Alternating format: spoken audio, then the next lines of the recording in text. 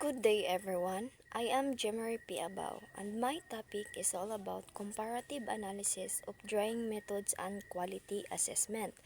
But before we proceed to our main discussion, I have here our objectives. What is drying methods?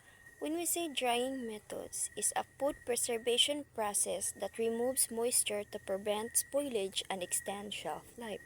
Meaning, drying removes water from food, making it difficult for bacteria, molds, and microorganisms to grow.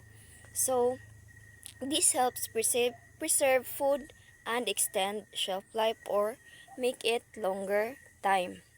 So there are two main drying methods. First is solar and the second is mechanical drying. So first, we have solar drying. When we say solar drying is a method of preserving food by using sunlight to remove moisture, meaning food is placed under the sun. So heat can evaporate the moisture inside sa food. So there are advantages and disadvantages of solar drying. So first, we have low cost or no electricity needed. So, low cost ra siya kay di naman siya need og mga machine, dili na makamagasto kay tungod solar ra siya.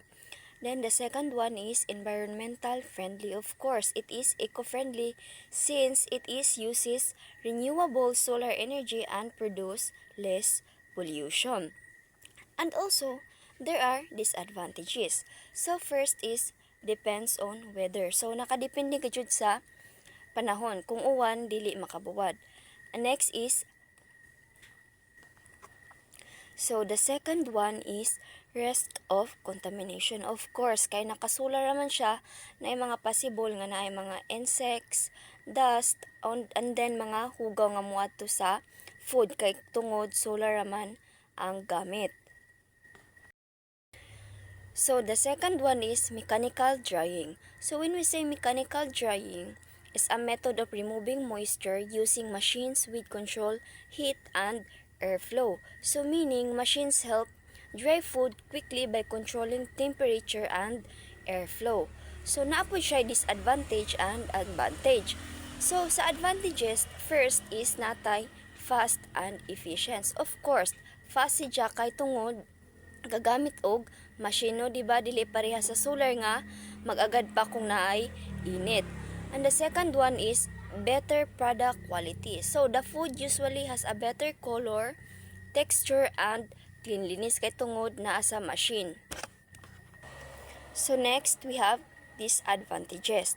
So first is expensive or higher cost. So expensive gud ang mechanical drying kay tungod need pa man ka og mga machines and also magamit og kuryente. Next is need technical knowledge. Of course, 'di ba? Kung magmachine ka dapat gud na kay knowledge about ana no kung unsaon nimo ug unsaon nimo pag operate. So next, we have comparison of drying methods. So, first is drying rate. So, solar slow, then ang mechanical is fast. Of course, mechanical drying removes moisture more quickly than solar, di ba? Ay tungod ang solar is nagdepende pa siya sa weather.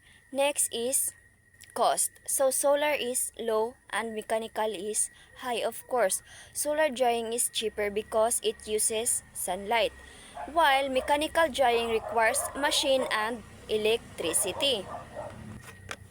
So next is control. So ang solar is low and then ang mechanical is high. Why? Because mechanical drying provides better control of temperature and airflow.